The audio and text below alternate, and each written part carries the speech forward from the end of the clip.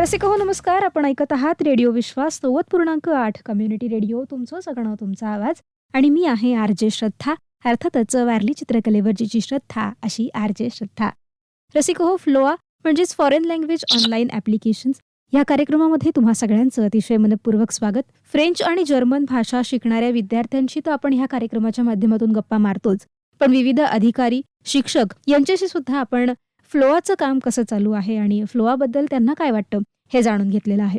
ह्याच अनुषंगाने आज माझ्याशी गप्पा मारायला महाराष्ट्र नॅचरल गॅस लिमिटेडच्या CSR manager Rutuja Paygude madam आहेत आणि त्या गेल्या 2 वर्षापासून फ्लोआसोबत संलग्न आहेत.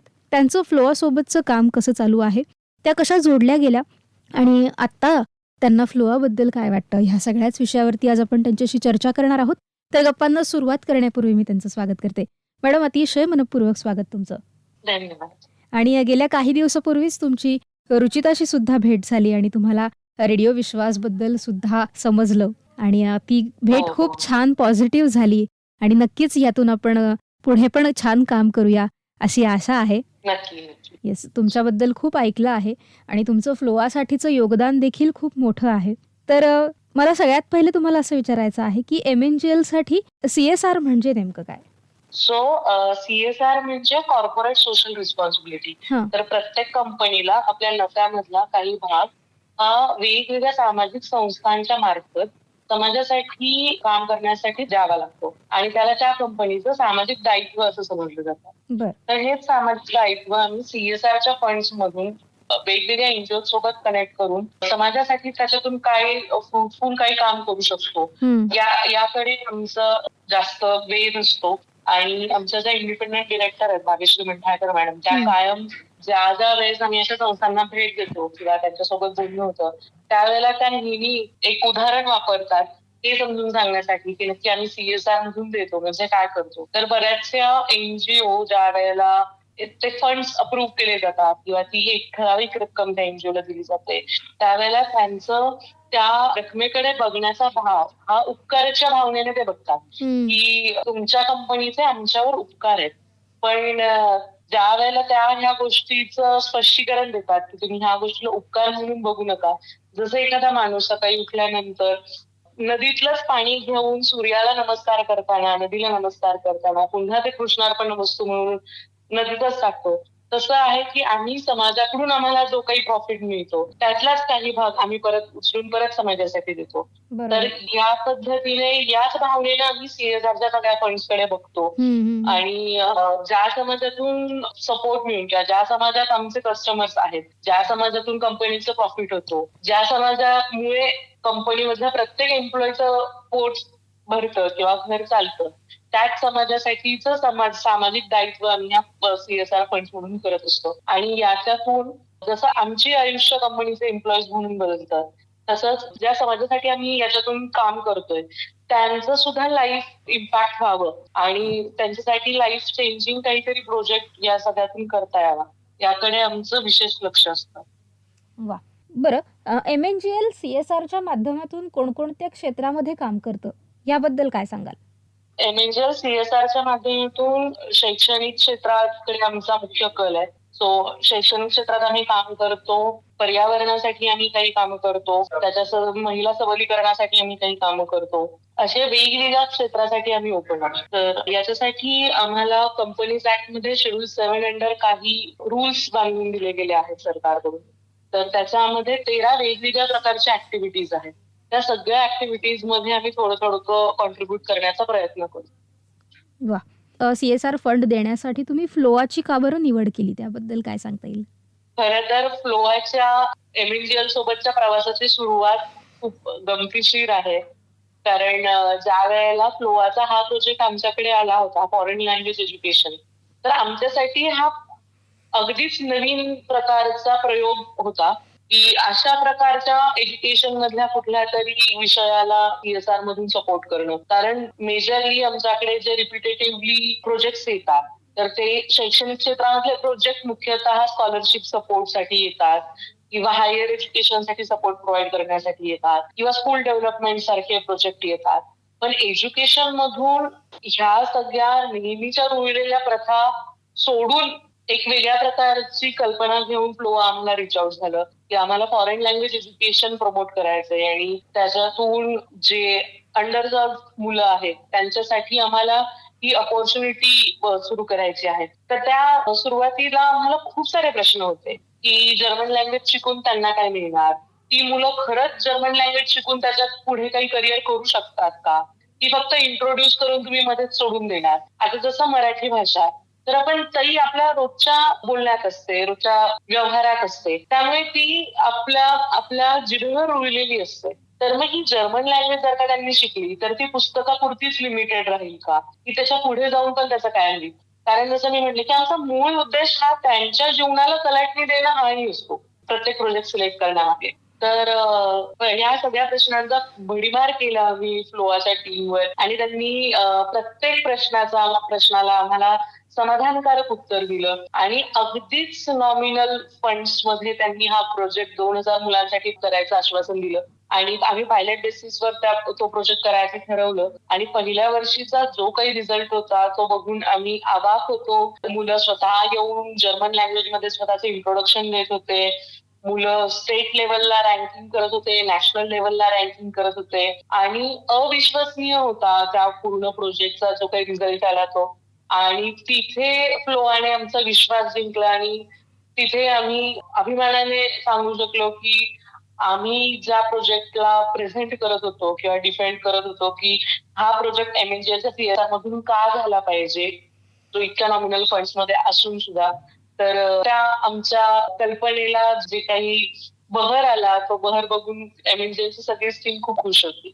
वा, खूपच मस्त. तुम्ही उल्लेख केला 2,000 विद्यार्थ्यांचा. तर पहिल्या वर्षी 2,000 विद्यार्थी, पण त्याची संख्या हळूहळू वाढत गेली. त्यानंतर पुढच्या वर्षी साधारण 3,000 विद्यार्थी यामध्ये सहभागी झाले. तर मग हे जे काही एक्सपांड झालं, हा काही विस्तार झाला, तर त्याचा निर्णय कसा घेतला गेला? म्हणजे एक तर जसं मी आता नमूद केलं की मागच्या वर्षीच्या प्रोजेक्टचा इम्पॅक्ट हे त्याच्यासाठी नवीन प्रोजेक्टसाठी तो कणा बनला जो काही मागच्या वर्षी इम्पॅक्ट करण्यात आला आणि ती आमच्यासाठी प्रेरणा होती की आपण जर का या 2,000 विद्यार्थ्यांच्या आयुष्यात इतक्या नॉमिनल फंड्स मध्ये जर का त्यांच्यासाठी नवीन संधी उपलब्ध करून देऊ शकत असू तर ह्याच फंड्स मध्ये अजून भर घातली तर कदाचित लार्जर लेवलला मुलांच्या आयुष्यात फरक पडेल. आणि त्यात अजून हाही मुद्दा होता की जे 2,000 विद्यार्थी बेसिक लेवलचं ज्यांनी लँग्वेजचं एज्युकेशन घेतलंय त्यांना ऍडव्हान्स लेवलचं शिक्षण मिळालं पाहिजे.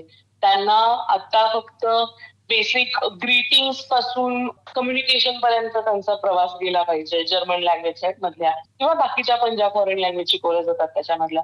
तर ती एक प्रेरणा होती की आता यांची जबाबदारी आपल्या फंड्सवर डिपेंड आहे आणि त्यांची जबाबदारी जशी फ्लोआवर आहे तशीच एमएनजीएल वर पण आहे. ही जाणीव होतीच त्या रिन्युअल मध्ये आणि जो इम्पॅक्ट आला तो लार्जर स्केलला घेऊन जाण्यासाठी आम्ही 3,000 विद्यार्थ्यांसाठीचा प्रोजेक्ट पण एमएनजीएलने कन्सिडर केला आणि त्या प्रोजेक्टमध्ये इनफॅक्ट खूप साऱ्या ऍडिशनल गोष्टी पण ऍड करण्यात आल्या की जसं आधी फक्त रेकॉर्डेड सेशन्स होते पण त्याच्यासोबत आम्ही टीचर्स ट्रेनिंगला पण प्रमोट केलं. त्याच्यासोबत काही पेन ड्राईव्हच्या स्वरूपात रेकॉर्डेड कंटेंट त्या स्कूल्सला देण्यात आला. सो असा अजून सातत्य राहावं त्या फॉरेन लँग्वेजच्या एज्युकेशन मध्ये त्यासाठी पण बऱ्याच गोष्टी नवीन प्रोजेक्ट मध्ये ऍड करण्यात आल्या आणि हे अर्थातच प्रोजेक्टची गरज ओळखून आणि मागच्या वर्षीचा इम्पॅक्ट ओळखून त्यांना 3,000 विद्यार्थ्यांपर्यंत पोहोचण्यासाठीच परवानगी देण्यात आली आहे. मस्त मस्त, खूपच छान. बरं, फ्लोआचं जे प्रोजेक्ट आहे तर त्याबद्दल कॉर्पोरेट्सना काही तुम्हाला सूचना द्यावीशी वाटते का, की संधी जर का जास्तीत जास्त मुलांना मिळावी असं तुम्हाला वाटतं का? नक्कीच, कारण महाराष्ट्र नॅशनल गॅस लिमिटेड ही कंपनी सीजीडी असल्यामुळे आम्हाला भौगोलिक भागांचं थोडंसं आम्हाला लिमिटेशन पडतं. आम्ही काही ठराविक लोकेशन्सवरच हा प्रोजेक्ट इम्प्लिमेंट करू शकतो. जसं की आता आपण नाशिकमध्ये करतोय, धुळ्यामध्ये करतोय, नांदेडमध्ये केलाय हा प्रोजेक्ट, परभणीमध्ये केलाय, बुलढाणामध्ये केलाय, त्यासोबतच सिंधुदुर्गमध्ये केलाय, कर्नाटकमधल्या रामनगरा डिस्ट्रिक्टमध्ये केलाय, तेलंगणामधले काही डिस्ट्रिक्ट आहेत तिथे केलाय, पुणे पीसीएमसी मध्ये करतोच आहोत. तर हे एक लिमिटेशन पडतं की आम्ही पूर्ण महाराष्ट्र व्यापू नाही शकत आहे. जरी कंपनीच्या नावातच आमचा महाराष्ट्र असलं तरी जे सरकारकडून घालून देण्यात आलेली काही बंधनं आहेत त्याच्यामुळे आम्हाला पूर्ण महाराष्ट्र व्यापण्यावर बंधन येत आहे. पण ज्या कंपनी त्यांच्या CSRच्या माध्यमातून ही संधी उपलब्ध करून देऊ शकतात, तर त्यांनी ऍस्पिरेशनल डिस्ट्रिक्ट्सकडे ह्या प्रोजेक्टच्या माध्यमातून जास्तीत जास्त पोहोचावं अशी माझी सगळ्यांना म्हणजे माझी स्वतःची इच्छा आहे की ऍस्पिरेशनल डिस्ट्रिक्ट पर्यंत ह्या प्रोजेक्टनी पोहोचावं आणि तिथल्या मुलांना ही नवीन संधी उपलब्ध करून देण्यात यावी. कारण प्रत्येक वेळेला ज्या वेळेला ऍस्पिरेशनल डिस्ट्रिक्ट मधल्या मुलांना शिक्षणासाठी किंवा उच्च शिक्षणासाठी त्यांच्या स्वतःच्या डिस्ट्रिक्ट मधून बाहेर पडून प्रयत्न करावे लागतात, तर ते जर का त्यांच्या शाळांमध्ये हा कंटेंट गेला तर त्यांच्यासाठी मला वाटतं की खूप साऱ्या संधींसाठीची दारं खुली होतील या प्रोजेक्टच्या माध्यमातून. त्यांना नवीन नवीन गोष्टी शिकायला मिळतील. ज्यांना इंग्लिश शिकण्यासाठी एक वेगळ्या प्रकारचे एफर्ट्स घ्यावे लागतात, तिथे त्यांना फॉरेन लँग्वेजेस इंट्रोड्यूस होतील. तर ह्या गोष्टी लक्षात घेऊन जास्तीत जास्त कॉर्पोरेट्सनी महाराष्ट्रभर फॉरेन लँग्वेज एज्युकेशन प्रमोट करण्यासाठी फ्लोआकडे बघावं असं मला वाटतं. वा, खूपच छान. एकूणच हा प्रोजेक्ट तुम्हाला खूप उपयोगी पडणारा विद्यार्थ्यांसाठी असा वाटतो. हे ऐकून खूप छान वाटलं. आणि विद्यार्थ्यांची प्रगती सुद्धा तुम्ही इथे नोट करून दिली, नमूद करून दिली की ज्या वेळेला विद्यार्थी तुम्हाला भेटले तेव्हा ते त्यांचं त्या भाषेमध्ये इंट्रोडक्शन देत होते. त्यामुळे नक्कीच विद्यार्थ्यांची प्रगती समाधानकारक आहे आणि हा प्रोजेक्ट सुद्धा तितकाच उपयोगी आहे असं म्हणायला काही हरकत नाही. तर जाता जाता शेवटचा एक प्रश्न विचारते की आता रेडिओ विश्वासच्या माध्यमातून आपल्याला सगळ्याच वयोगटातली व्यक्ती ऐकतायत, पालक ऐकतायत, विद्यार्थी ऐकतायत, शिक्षकही ऐकतायत. तर त्यांना आपण काय संदेश देऊ इच्छिता की कॉर्पोरेट आणि शाळा मिळून कसा बदल घडू शकतो या संदर्भात? आता ज्या लेवलला कॉर्पोरेट सोशल रिस्पॉन्सिबिलिटीच्या मार्फत शाळांसोबत वेगवेगळ्या कंपनी कोऑर्डिनेट करतात किंवा शाळांचा विस्तार करण्यावर आमचा जो काही फोकस आहे, तर त्यामध्ये आम्ही गव्हर्नमेंट स्कूल्स पण आम्ही त्याच्यात ऍड केलेल्या आहेत, काही प्रायव्हेट स्कूल्स पण त्याच्यात ऍड केलेल्या आहेत. तर म्हणजे पालकांनी आपल्या मुलाला एका इंटरनॅशनल लेवलच्या स्कूलमध्येच अव्वल दर्जाचं शिक्षण मिळेल ही एक भावना मनात न ठेवता ज्या काही शाळा सर्वांगीण पद्धतीने मुलांसाठी विकसित केल्या गेल्या आहेत किंवा करत आहोत आम्ही कॉर्पोरेट सगळे एकत्र येऊन, तर अशा शाळांना सुद्धा प्राधान्य दिलं पाहिजे. कारण त्या शाळा ह्या सगळ्यांच्या कल्पनाशक्तीतून भरून पावलेल्या असतात आणि त्याच्यातून त्या शाळेला आम्ही सर्वांगीण प्रकारे कसं पूर्णपणे विद्यार्थ्यांसाठी शाळेची प्रत्येक भिंत, शाळेची प्रत्येक पायरी ही कशी विद्यार्थ्यांसाठी डेव्हलप करता येईल, त्यांच्या डेव्हलपमेंटमध्ये त्या पायरीचा कसा समावेश असेल याकडे लक्ष देऊन आम्ही स्कूल डेव्हलपमेंट सारखे प्रोजेक्ट करतो किंवा असे वेगवेगळे प्रोजेक्ट करतो जसं फॉरेन लँग्वेज एज्युकेशन वाले.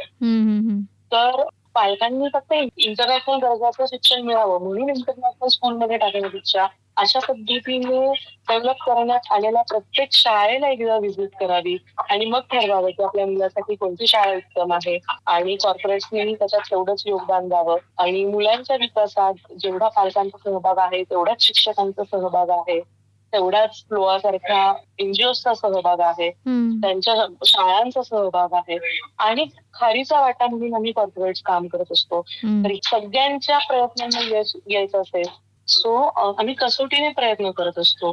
तर मग जर का विद्यार्थ्यांचा विकास व्हायचा असेल, जे आपल्या आधुनिक भारताचा एक पिलर आहेत जे आत्ताचे विद्यार्थी आहेत ते, तर जर का विद्यार्थ्यांचा विकास व्हायचा असेल तर जसं फ्लोआ आणि महाराष्ट्र नॅचरल गॅस लिमिटेडची टीम एफर्ट्स घेतेय तेवढेच एफर्ट्स पालकांनी, शिक्षकांनी आणि त्यांच्या शाळांनी घ्यावेत हीच एक माझी अपेक्षा आहे. मस्त मस्त, खूपच छान. एकूणच ह्या सगळ्या गप्पा खूप सगळ्यांसाठीच खूप युजफुल आहेत, खूप उपयोगी आहेत असं आपण म्हणूया. आणि ह्या अनुषंगाने MNGLचं काम सुद्धा लक्षात आलं आणि आपलं फ्लोआ सोबतचं कॉन्ट्रीब्युशन सुद्धा लक्षात आलं. 2000-3000 विद्यार्थ्यांचा जेव्हा आकडा ऐकतो तेव्हा नक्कीच अवाक व्हायला होतं आणि यासाठी नक्कीच आपण समाजाचं काहीतरी देणं लागतो ही भावना प्रत्येकाच्या मनात जागृत असणं फार गरजेचं आहे आणि त्याच्याशिवाय हे काम होऊ शकत नाही.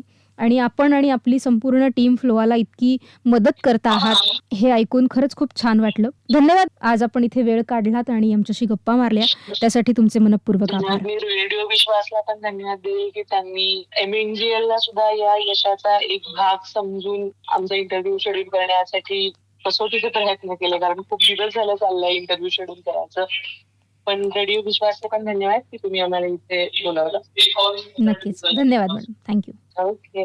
तर रसिको हो, फ्लोआ म्हणजेच फॉरेन लँग्वेज ऑनलाईन ऍप्लिकेशन ह्या कार्यक्रमामध्ये आज आपण गप्पा मारल्या महाराष्ट्र नॅचरल गॅस लिमिटेडच्या CSR मॅनेजर ऋतुजा पायगुडे यांच्याशी. कार्यक्रमात आता वेळ झाली इथेच थांबण्याची, पण तुम्ही ऐकत राहा रेडिओ विश्वास 90.8 कम्युनिटी रेडिओ, तुमचं सगळं तुमचा आवाज.